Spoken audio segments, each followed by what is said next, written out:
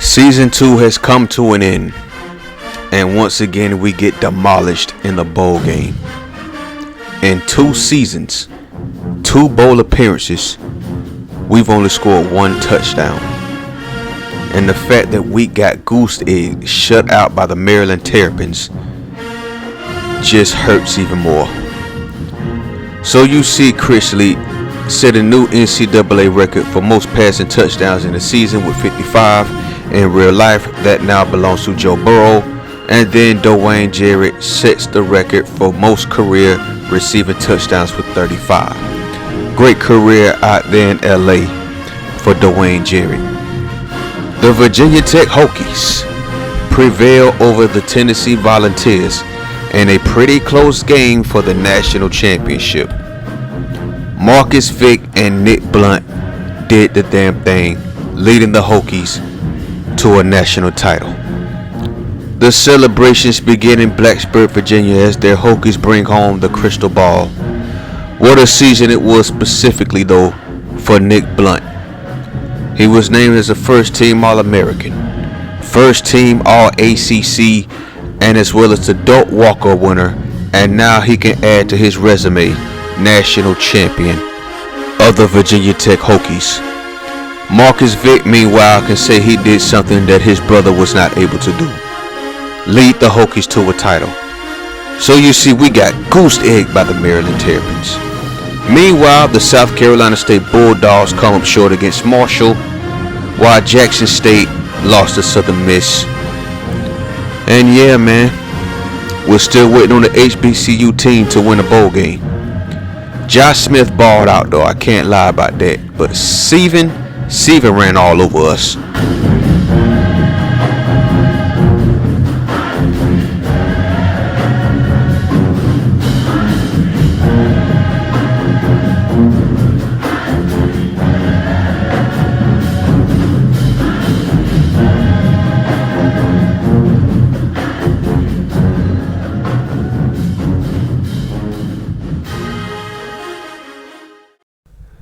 Ladies and gentlemen, welcome back to The Sting, the show that keeps you up to date with not only Alabama State football, but news, updates, and coverage around the HBCU world as well. Season 2 is over. The Virginia Tech Hokies are the national champions. We're still waiting on the HBCU team to win a bowl game, but the Alabama State Hornets are making progress in this dynasty sooner than expected. Very happy about that. So let's get into the review. At the end of season 1, head coach Joseph Cooley knew that he had to improve his team, and that season 2 would be filled with nothing but freshmen. So he took the challenge on, gathering a group of freshmen from the past class and leading them to one of the greatest seasons in the history of Hornet football and one of the greatest turnarounds in college football history. What a season it was for the Hornets. A lot of new faces have already become campus legends around the campus of Alabama State.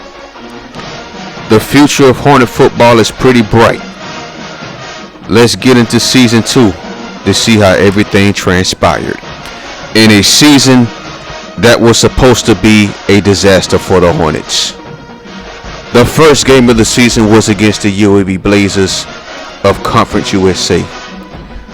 The young Hornet freshman team came out of their first drive of the season on fire, connecting on a big pass play to Lamont Holland, along with the debut of Justin Chambers, aka the man all the way from VA. Eventually, the Hornets finish off the drive as Kyle Gray goes into the end zone for the first touchdown of the season. And again, we show face in the first quarter, coming up with another big-time drive that put us up 14-7 against the UAB Blazers. But in the end, the Blazers were just too much for us, and they wound up winning 63-21.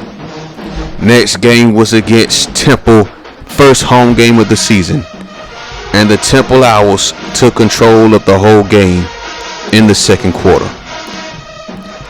Second half, Temple just dominated. We were no match for them.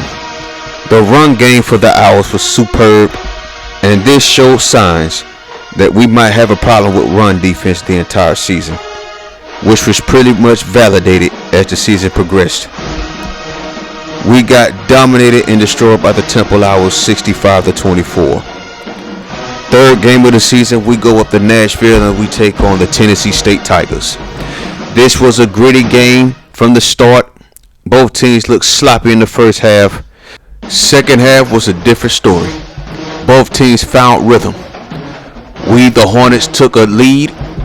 Then we blew it, starting with this kick return by Tony Smith. And then eventually we tied the game. And they took the lead on a last-minute drive. In the end, we had a chance to take the lead back, win the game, but we was not able to do it. I still can't believe this happened. On this 4th and 1 play right here, we get taken down by Green, the defensive end. We lose 31-28, and then everyone wanted Joe Cool fired. So then he said guess this. What? That's okay. When we turn this around, I want y'all to keep the same energy you had before, okay? We will turn this around, I promise you that. I believe in my guys. I believe in the homies. I believe in my dogs. Because that's exactly what they are. They're dogs on that football field. I see it every single day. And they will know that I do believe in them. We will turn it around. And we will eventually become champions of some kind. Now, with that said, go to your blogs and talk about that. Go to your podcast and talk about that. Get on your social media and discuss that. Yeah, you can call it a meltdown all you want, but guess what? I call this passion. This is my football team, and you will see the final product by the end of this season. I promise. So the rant by Joe Cool goes viral, but the Alabama State Hornet football team responded very strongly. Who would have thought a group of freshmen that started the season off at 0-3 would go on one of the greatest runs in the history of not only HBCU football, but college football in general. Starting at ALCORN State, we did what we do best, and that's run the football. We get our first win of the season, beating ALCORN on the road.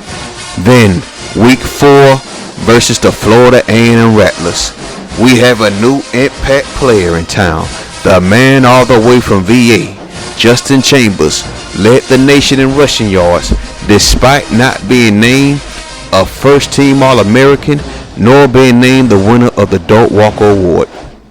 He was overshadowed by Nick Blunt and Adrian Peterson all season, rushing for over 1,900 yards, rushing for 20 touchdowns, as well as 2 punt returns and 2 kickoff returns for touchdowns, along with a receiving touchdown, rounding out the 25 total touchdowns on the season, as well as having well over 3,200 all-purpose yards on the season. No doubt, Justin Chambers was our player of the season at just a true freshman. The other man that we had to depend on a lot this season, he played both ways as a free safety and as a quarterback, mainly an option quarterback, rushing for over 1,500 yards along with 14 touchdowns on the season. The man from Decatur, Alabama, he goes by the name of Cal Gray. And what a season he had, not just on offense, but on defense as well. Blake Stovall, our walk-on middle linebacker. What a season he had, leading the team with 3 interceptions. I know he has a lot more he needs to improve on as a walk-on, but he wasn't bad for his first season starting for Alabama State on defense. So we go on, we beat Florida A&M for our second win in a row, and then we go down to Daytona Beach and we play the Bethune-Cookman Wildcats, and Josh Smith, the 1-star recruit, had the best game of his young career with 8 tackles on the game. And then this guy by the name of Jason Moore from Homewood, Alabama, he led the nation in pass deflections, and this right here was his only interception of the season. He was named as a first-team All-MAC player. Cedric McNeil held down the other side of the field for the Hornets secondary. The wide receivers were inconsistent, dropping a lot of passes, but they held their own weight when we needed big plays, and Andrew Williams made some big plays. With almost 900 yards receiving, along with 10 touchdown receptions, he was able to beat teams deep with his speed, and he was able to make the deep catches. Kenny Gaston also was big on his game, getting his first 100-yard rushing game in his career. And we take care of the Bethune-Cookman Wildcats 56-42. Then we go back home and we face Texas Southern. This was the game when we decided that, we had to make sure we trust the pass more. And at this point, Bobby Newton had one of the best games of his career. But then Colin Robinson right here, getting his first interception of his young career. The man led the team with 4 forced fumbles. There goes another touchdown pass right there, this time to Jason White. And we win 4 in a row, defeating Texas Southern. Then against the Southern Jaguars, it was the Kyle Gray show. He passed for a touchdown. He ran for a touchdown. And he intercepted a pass on defense, as well as getting at least 4 tackles. Also in this game, Andrew Cope was big. He had 4 touchdown receptions on the season, our starting tight end. But this game belonged to Kyle Gray. He was all over the field for the Hornets in this game, doing everything except being on special teams, just because he doesn't play special teams.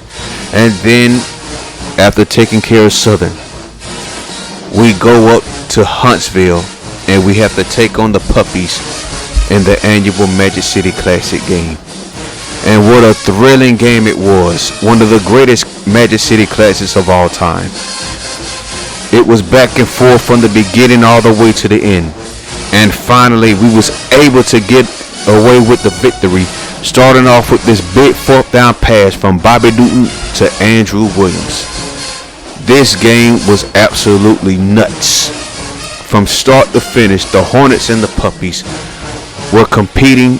We were facing a team that only won 1 game all season, and they really wanted this game. Of course they did. It's a rivalry game. So here goes Dustin Inman, taking the clutch field goal with 3 seconds left. 23 yards out, and he kicks it right between the uprights and lifts us to a 45-42 victory over the Alabama A&M Puppies. Then we go to the game against Jackson State, the game that determined who would play in the SWAC championship game representing the SWAC West. And the story of this game was our defense, led by Blake Rollins, who led the team with 17 sacks on the season. 7 of those sacks came in this one game. And what a game it was for the defense, as we had 8 total sacks as a team. We took care of Jackson State 49-17. Then we have the season finale versus Grambling. And what a game it was for Bobby Newton, who passed for just over 2,200 yards on the season, along with 25 touchdown passes. His efficiency was very, very awful this season, but we're hoping to improve on that as we get ready for season 3. Jason White, another inconsistent wide receiver, who could have had 1,000 yards receiving this year, just as well as Andrew Williams, but he had a total of 13 touchdowns, returning 1 kick for a touchdown this season. And then we have the SWAC championship game. We come in winning 9 games in a row, and we have to play the game of our life in order to lift our first trophy of this series. Justin Chambers was on another level on this game. He had over 200 yards rushing, 100 more yards in return yards, along with 5 touchdowns. John Cohen, the starting running back for Prairie View, was amazing in this game as well. But in the end, it was the Hornets coming out on top, lifting the SWAC championship trophy. And then the horrific season finale versus the Maryland Terrapins. Justin Chambers was held to a season low 91 rushing yards as we end the season getting shut out, goose egg, in a bowl game. So the question still remains, can we compete against a Power 5 school? Join us next time as we get ready for the off season. Thank you for watching. Peace.